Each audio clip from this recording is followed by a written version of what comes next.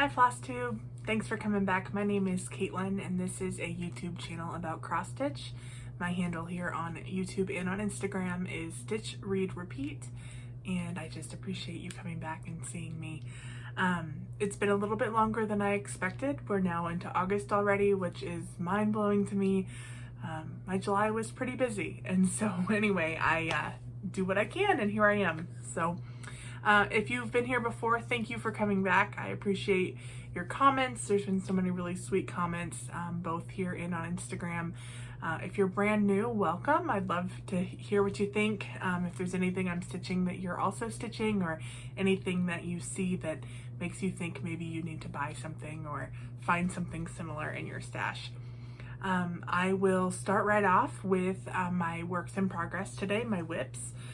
But before I get right into that, I want to just say I have been in a weird stitchy spot.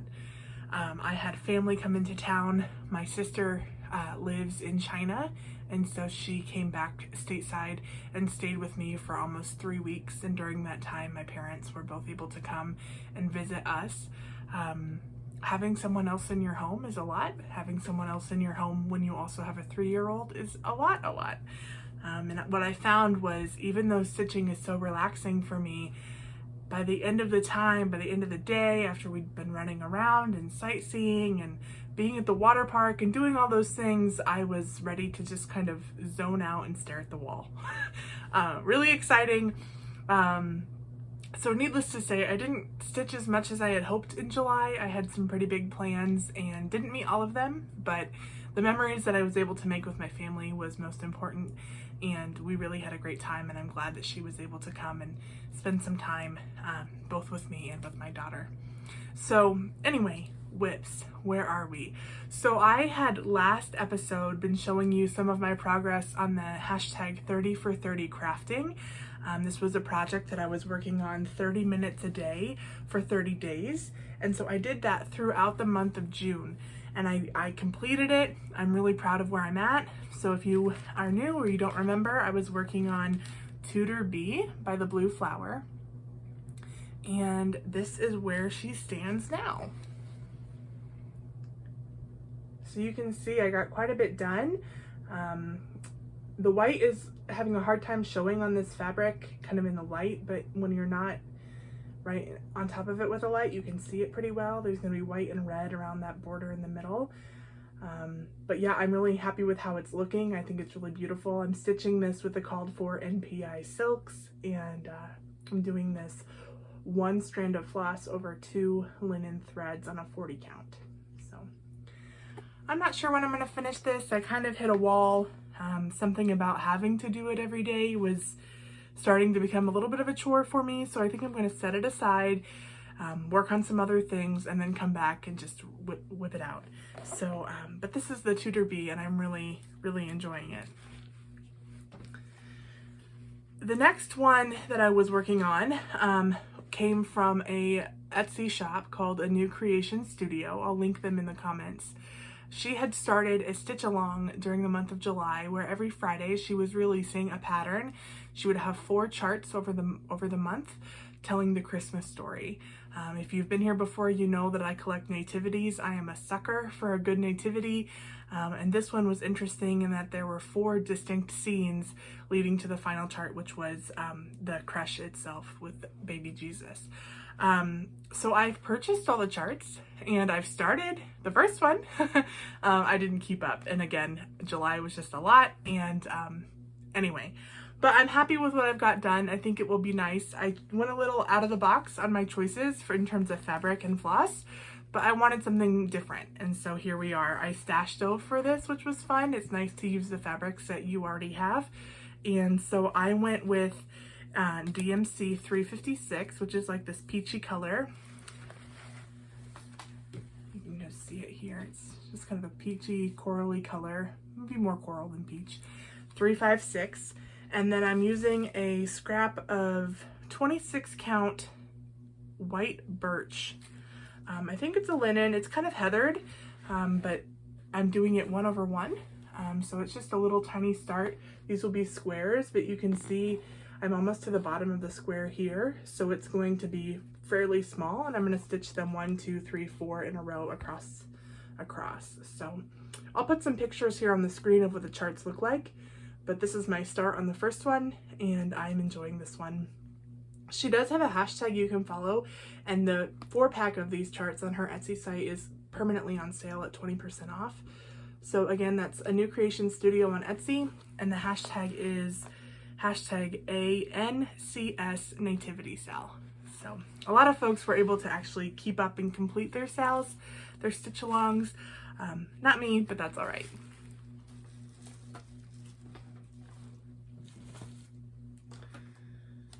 Another project that I've been working on is one that I typically do in my office during the workday, like on my lunch hour.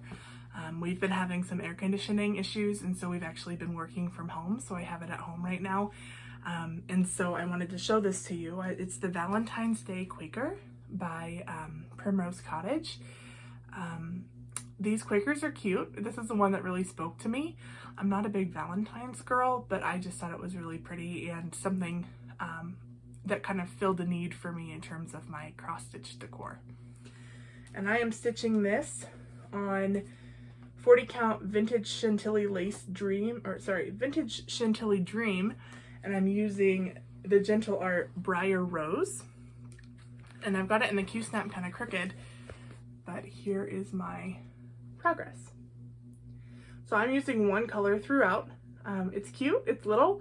This is a 6x6 Q-snap. You'll see it's gonna be pretty small. My Taylor Swift needle minder. But it's been fun to stitch and an enjoyable one. I'm doing this one 1/2.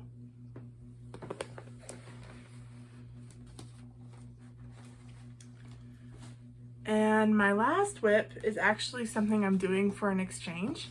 And I'll put the name, her name is Heather, but she has a specific Instagram account for her exchanges. And so I'll put that across the screen here so you can see it. I don't remember what it's called, but my partner doesn't know that I have them. So I'm gonna go ahead and show this on my FlossTube. I am stitching The First Flowers by Modern Folk Embroidery. I've actually never stitched a Modern Folk chart before, so it's my first foray. This chart is 65 by 137, and I am doing it on a, I believe it's a 40 count. So it's gonna be fairly small. I'm really enjoying it. And I'm stitching it using Classic Colorworks Bejeweled. I've got a hanging thread here, but you can see here's my progress so far. So I'm really happy with how it's looking. This bejeweled color is really pretty, right in my wheelhouse too. I actually bought 2 skeins so that I could keep one for myself. But yeah, I'm liking how it's looking.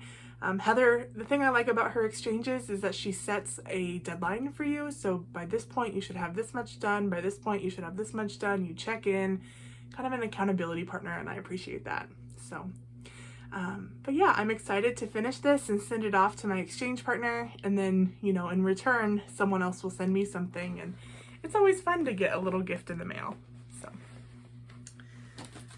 So those are all of my works in progress. The other thing that I've been working on is organizing my own cross-stitch stash. Since moving, I had purchased some additional furniture, a filing cabinet and kind of a chest type thing that has some drawers and some shelves that I want to keep things organized on. So I've been, you know, stash diving, digging, organizing things. My type A brain is really happy with that.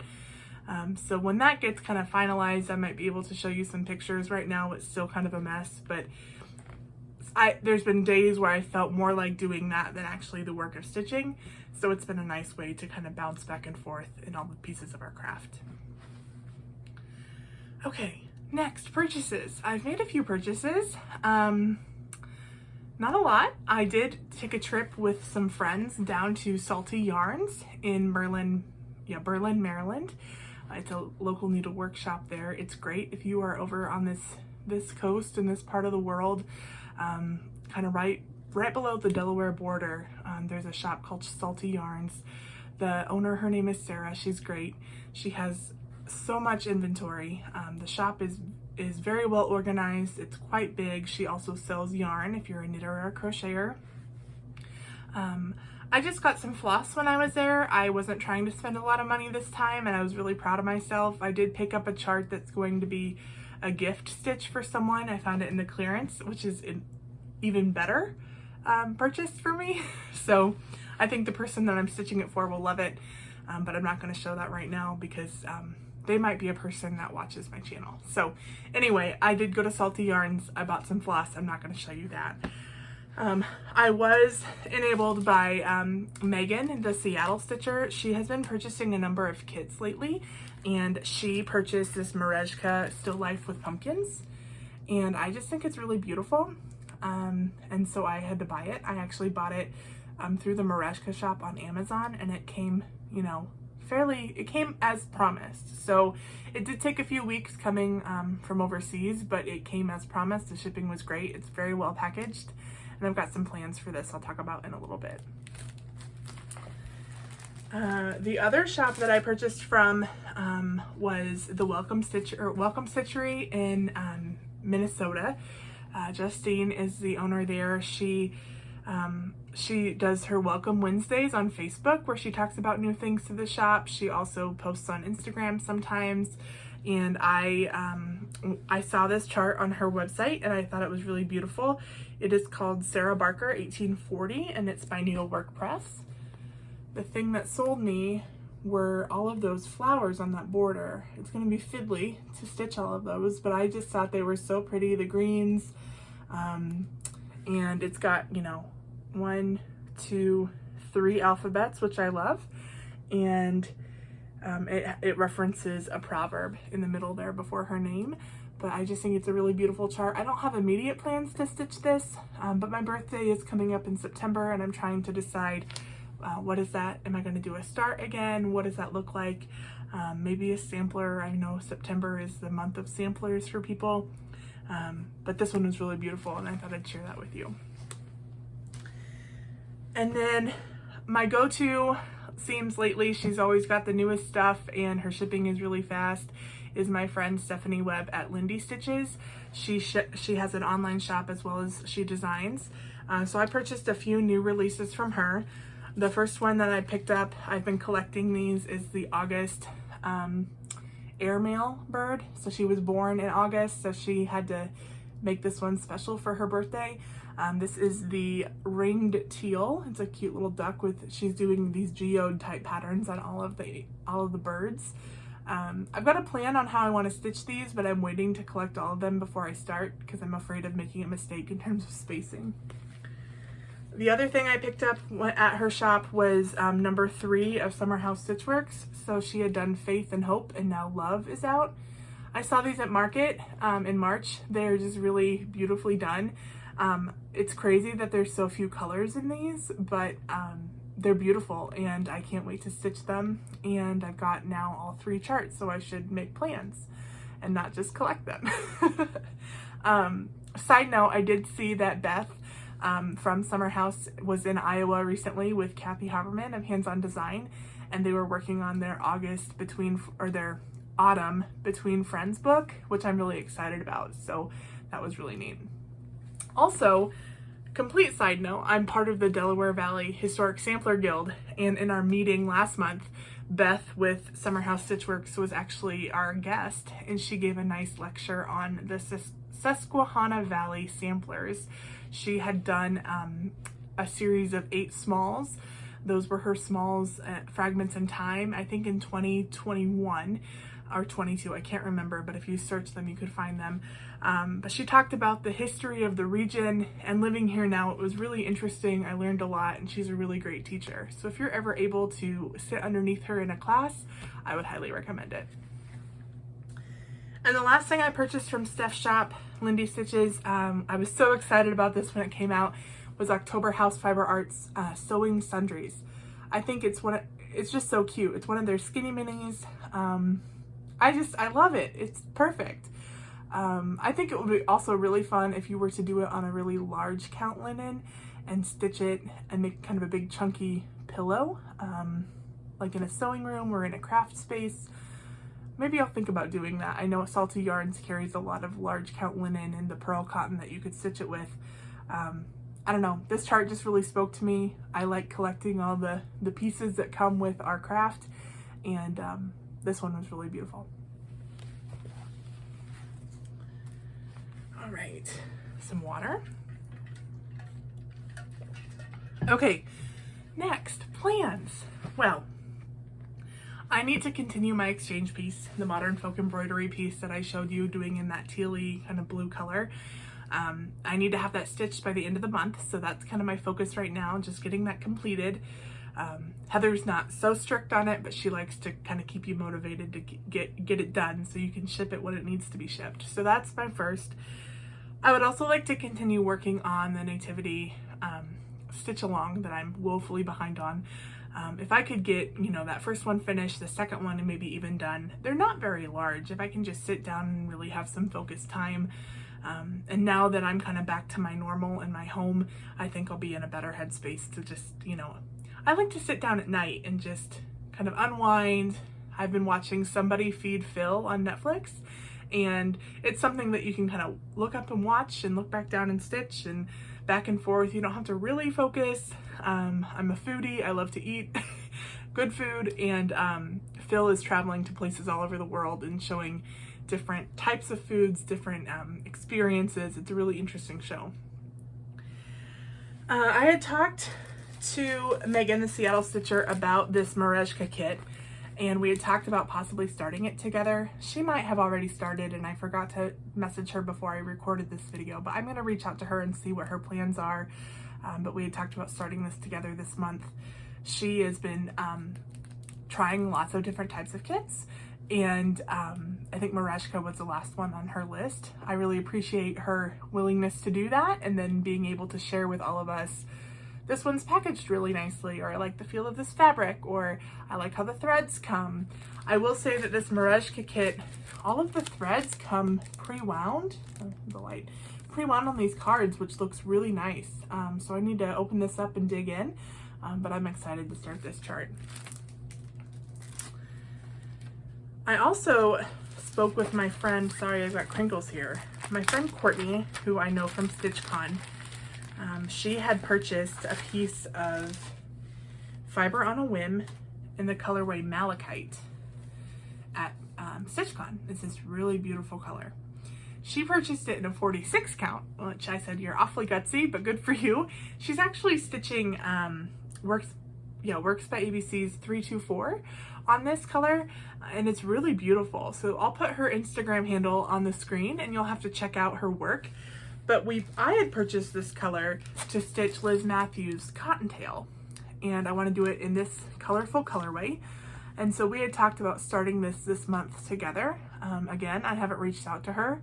I've been kind of a hermit, but I need to reach out to her and see if she still wants to start it this month. I know her birthday's coming up, and it would be fun to do this together. I joked that it would be a start along, not a stitch along, because I'm not sure I will stay focused, but it would be fun to have a memory of starting this with her. And it's all charted in DMC, so not very many colors, but I've got them all here, and excited to get going on that one. And then lastly, I had mentioned I'm part of the Sampler Guild, and our September meeting will be an in-person meeting. We do half of our meetings on Zoom and half in person. And we are having Teresa with Teresa's Primitive Treasures. Her Etsy information will be in the box below. And I'll put a picture here of the chart. It's called Pumpkin Sale.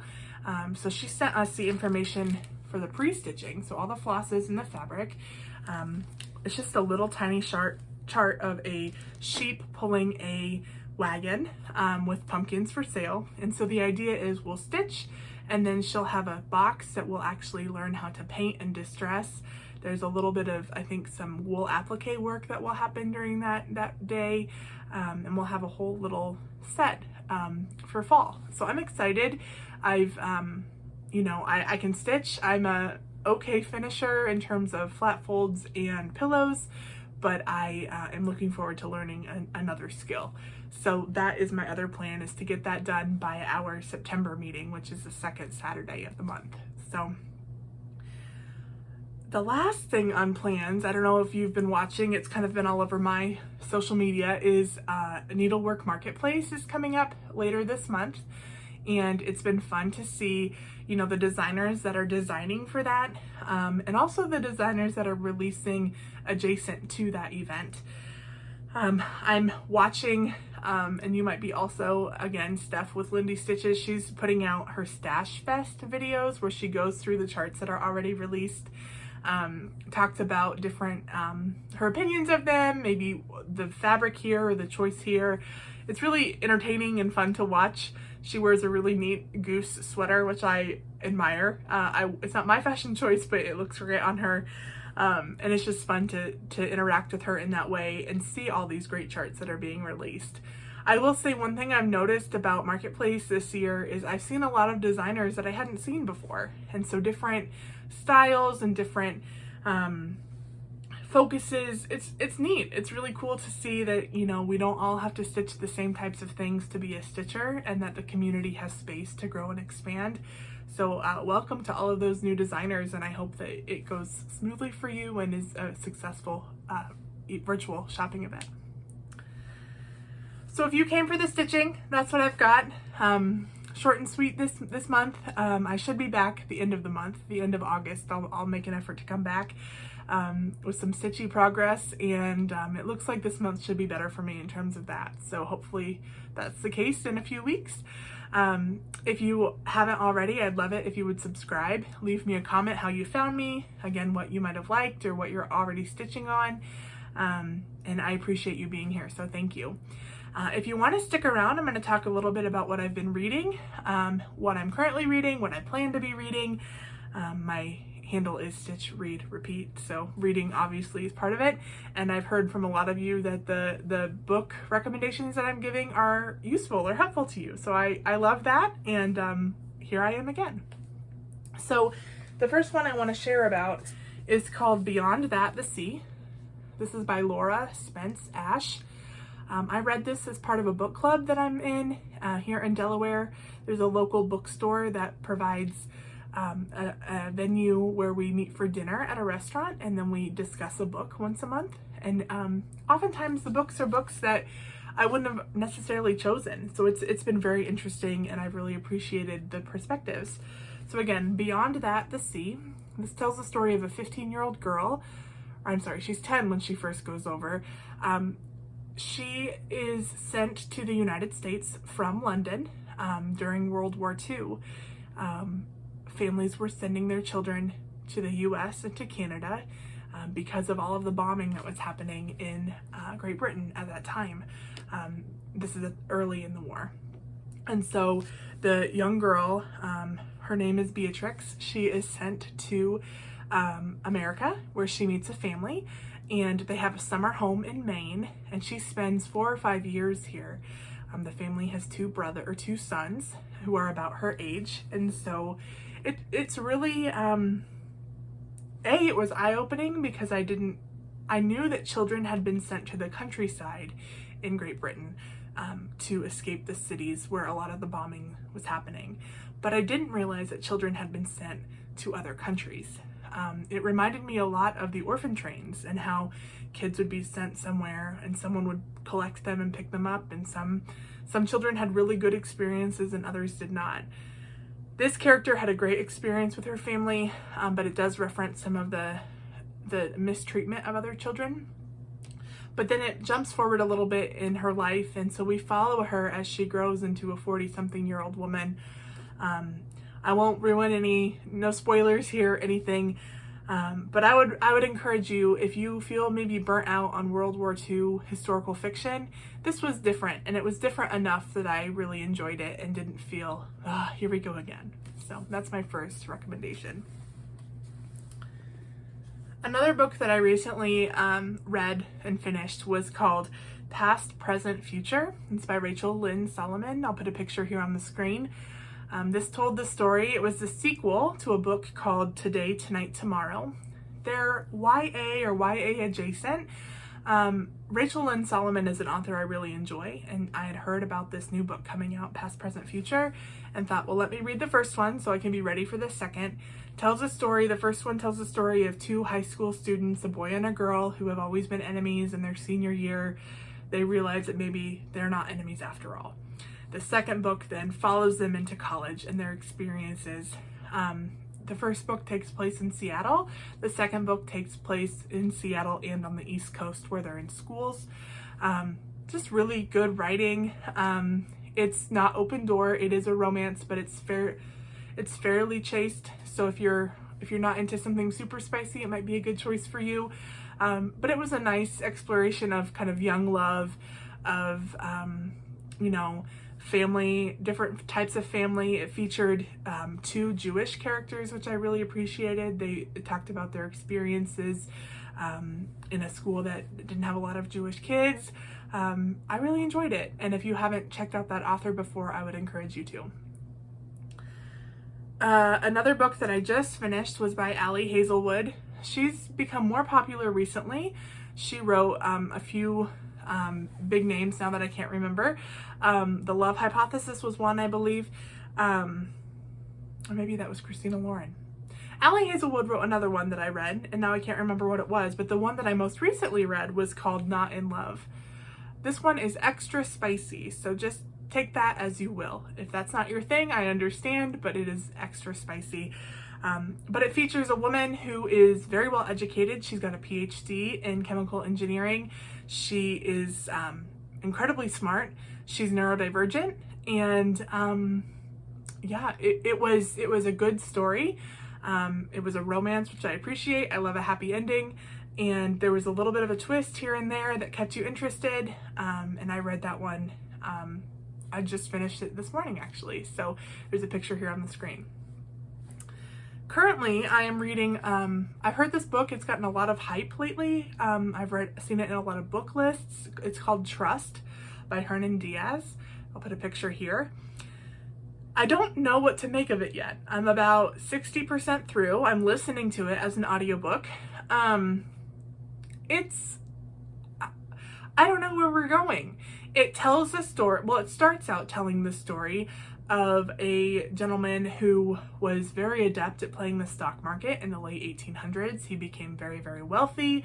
His wife developed some mental illness. He took her to a sanatorium in Switzerland. Things happen, and then we're in part two, and we're talking about a different man who has a story that's similar to the story that was told, but maybe it's almost like, was it the same story? Was the first story actually false and the second story is true? I just don't know. It's everything I've read says that it's a commentary on kind of our society and our idea of wealth. And so I'm waiting for, everything I've also read has said that the last section of the book wraps it all up nicely. So I will definitely review this one on my Instagram page after it's done, because I'm not doing a very good job here explaining it, because I'm still trying to wrap my head around how are all of these pieces going to come and merge at the end. I like books that do that, but I'm in this weird murky spot right now where I can't really explain what's going on. So hold those thoughts, and I will let you know soon what I think. And my last book, the same book club that I'm in, is reading a book called The Light Pirate by Lily Brooks Dalton. This will be our book for August. This is kind of a dystopian read. It takes place in Florida. Hurricanes and flooding and, all the things that they say could happen to Florida one day happen. And so now we've got a family. Someone's pregnant. I've only read about 10 pages, so I don't know where we're going, but I'm excited. I love dystopian fiction, and this is a book that I haven't heard about, and I haven't read this author before. It was a Good Morning America book club pick, which tells me that it had enough to keep people interested, so I'm excited to see where that goes. But yeah, this is my next focused read. And then we'll see where I go from there. I've got some books on my bookshelf that are calling out to me. This Trust book that I'm reading is so, it's not intellectual, but it's just kind of ethereal, that I want something kind of that grounds me, something that's easy to read, maybe another Emily Henry book, something that I can just jump into and kind of know what I'm going to expect, to kind of clear my palette maybe. So we'll see where that goes. That's it. 29 minutes in. Not too bad for kind of on a whim deciding to record today. Again, thank you all for your sweet comments. I appreciate you. I appreciate, you know, the messages you've sent me. It seems like, you know, a lot of us have something in common, which is always fun. And I just thank you for taking the time to be here. I hope that you have a great month. I hope that, you know, if you've got family or friends or loved ones that are starting school or gearing up for school, I wish them well. If you're like me and you just like to go buy some school supplies, have a great time.